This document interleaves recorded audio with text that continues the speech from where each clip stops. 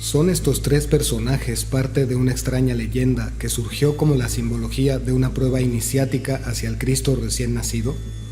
¿Fueron reales? ¿Y cuáles eran sus artes místicas o mágicas? Escucha estas respuestas en el relato de este video. Estás en Códigos del Multiverso. Mi nombre es Ricardo Ferrón de Música Cuántica TV y comenzamos con esta visión no muy conocida de los tres Reyes Magos. La historia de estos tres personajes que llegaron a Belén siguiendo aquella enigmática estrella que se movía en el cielo es algo que hasta el momento sigue siendo una bella historia por el significado que tiene dentro de nuestra cultura y dentro de las costumbres del cristianismo o del catolicismo. Sin embargo, también es un misterio cómo se fue construyendo su leyenda y de cómo las prácticas a las que realmente se dedicaban acabaron siendo un acto de adoración hacia el recién nacido Mesías. En la antigüedad, los magos, los sabios, los astrólogos o los astrónomos eran representados con la cabeza cubierta por un gorro oriental, un gorro frigio que se llevaba más allá de las fronteras orientales del espacio grecorromano, y ya en la Roma del siglo I después de Cristo apareció por ahí un sarcófago de piedra torpemente tallado en el que tres magos de tres sombreros frigios miran hacia una estrella que los guía hacia el lugar exacto en el que habría nacido el todavía no bautizado Yeshua ben Yosef. Así es que al principio los magos eran sabios estudiando el tiempo, el porvenir, gracias a una observación minuciosa y al conocimiento de las estrellas, y también practicaban artes alquímicas y todo tipo de conocimiento matemático y geométrico. No dejemos de recordar que muchos de los grandes hierofantes provenían de Arabia, de Egipto, de los desiertos y de las cuevas en donde se practicaban todo este tipo de artes, y por supuesto existía ya una profecía de este Mesías que estaba por llegar. Ahora, Mateo no dejó dicho el número exacto de Reyes Magos que llegaron a Belén, porque la tradición establece que son tres.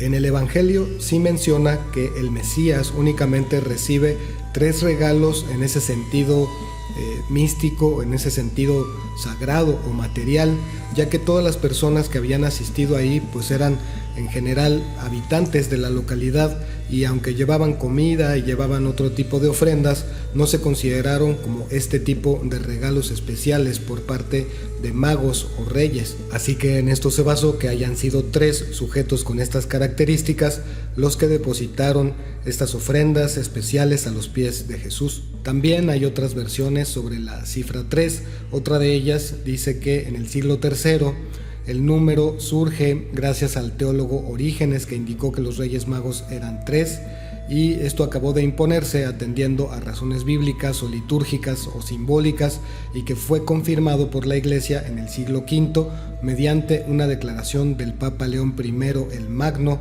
en sus sermones de la Epifanía. Sin embargo, existen otras versiones no apegadas a estos sermones de este papa en particular, que incluso aseguran que eran hasta 60 magos los que visitaron a Jesús esa noche. La tradición oriental dice que fueron 12 magos. Una controversia similar existe con el nombre de estas majestades que también aparecen en este texto que les mencionaba, el Liber Pontificalis, en donde se establece que Melchor era Melquior, Baltasar era Vicisarca y Gaspar era Gatzapa. Sin embargo, en el Evangelio armenio de la infancia del siglo IV ya aparecen como Melchor, Gaspar y Baltasar antes de que fuera aprobado formalmente en el Liber Pontificalis a mediados del siglo IX.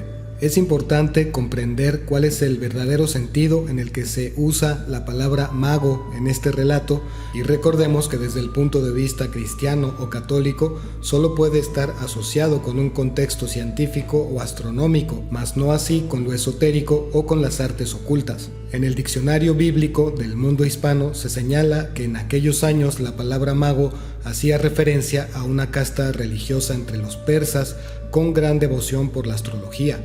No obstante, el término fue adquiriendo la connotación actual aproximadamente un siglo después, cuando empezó a aplicarse universalmente a los adivinos y a los exponentes de cultos religiosos esotéricos.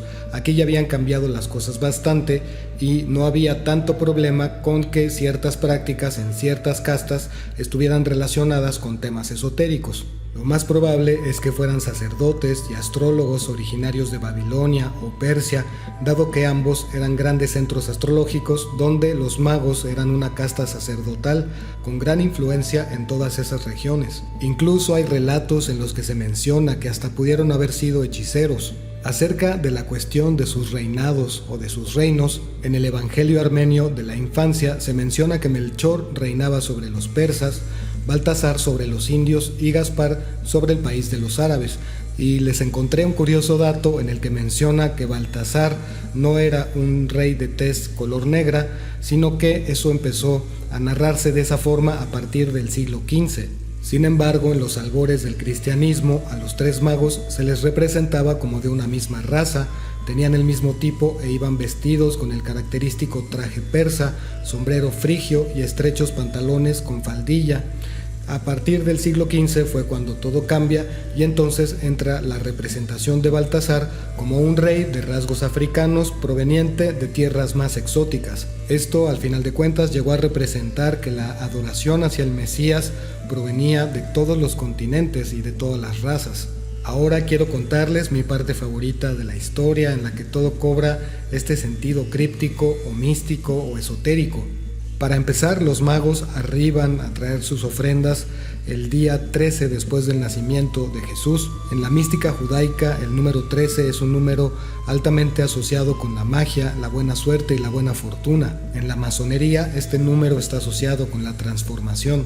El número 13 también representa el renacimiento del sol tras su muerte después del 12º ciclo. El arcano 13 en las culturas orientales representa a la muerte que sostiene una flor blanca en su mano, que significa el eterno renacimiento de la vida, la luz que siempre renace de la oscuridad y la importancia de reconocer este ciclo infinito en la naturaleza de la creación. Otra parte muy interesante de esta historia es que los tres regalos que llevaban podrían haber representado una suerte de prueba iniciática, y esto porque eran de tres naturalezas diferentes.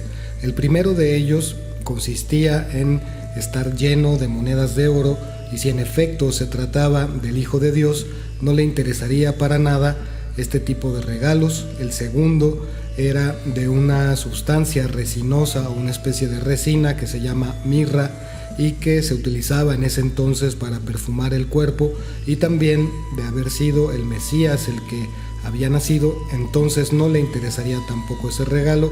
Y el tercer cofre contenía incienso, que era la sustancia que se ha utilizado desde tiempos inmemoriales para hacer ofrendas, para honrar a los ancestros y también para realizar oraciones en devoción hacia las deidades de las que se traten. Si el niño Jesús era en efecto el Mesías, este sería el único regalo que llamaría a su atención. Luego está la famosa estrella de Belén y los simbolismos que ésta puede contener, empezando por la luz de la conciencia, por la luz que va guiando al buscador hacia su meta, que es encontrar la fuente de la iluminación, representando todo esto el viaje interior que culmina con el nacimiento de una nueva conciencia.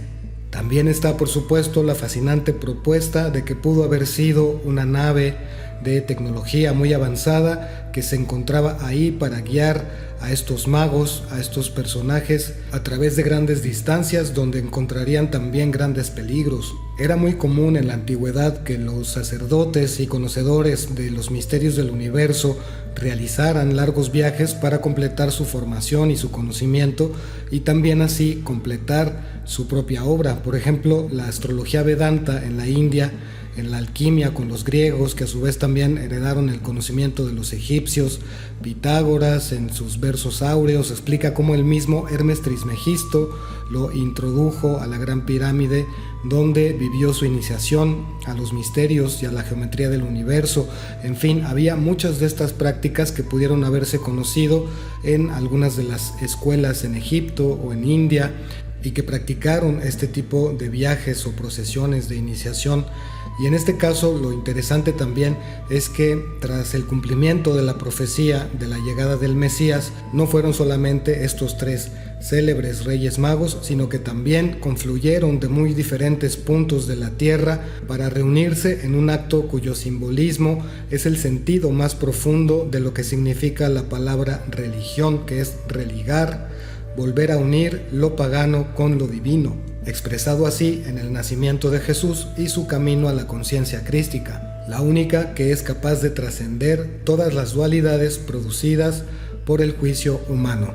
Y como estos podemos encontrar otros tantos simbolismos dependiendo de la perspectiva de la cultura que trate, pero a mí me ha resultado muy interesante, muy entretenido también ahondar un poco en los orígenes de estos tres sabios magos y de por qué forman parte de esta celebración que es la Navidad y que ha prevalecido hasta estos días.